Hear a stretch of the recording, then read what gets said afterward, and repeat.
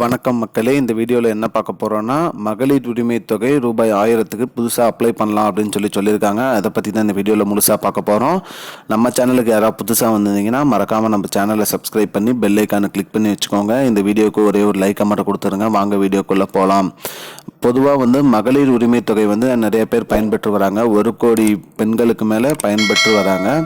இதில் புதுசாக இப்போ மாதம் சேர்த்துட்டு வராங்க. அந்த வகையில் எலெக்ஷன் வரதுனால இந்த 2-3 மாதங்களாக புதிதாக எந்த ஒரு சேர்க்கையும் சேர்க்காமல் இருந்திருந்தாங்க, நிறுத்தி வச்சுருந்தாங்க.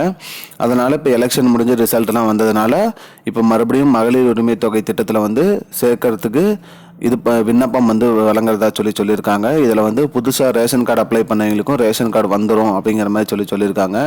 ரேஷன் கார்டு வந்தோன்னா அந்த படிவத்தை வாங்கி பூர்த்தி செஞ்சு நீங்கள் அதை தாலுகா ஆஃபீஸில் கொடுத்தீங்கன்னா போதும். உங்களோட பெயரில் இல்லை உங்களோட விவரங்கள் அனைத்தையும் சரிபார்க்கப்பட்டு தகுதியானவங்களாக இருந்தீங்கன்னா உங்களையும் அந்த திட்டத்தை இணைச்சிருவாங்க அப்படின்னு சொல்லியிருக்காங்க.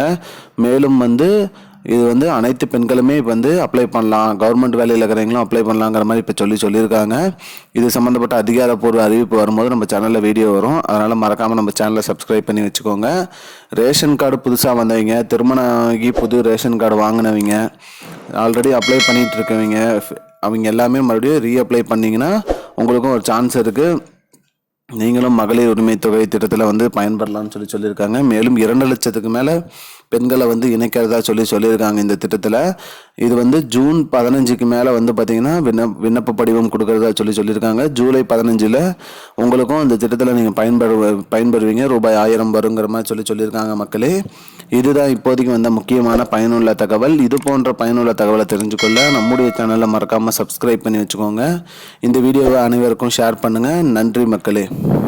I don't understand your jokes, man. Because it's not a joke.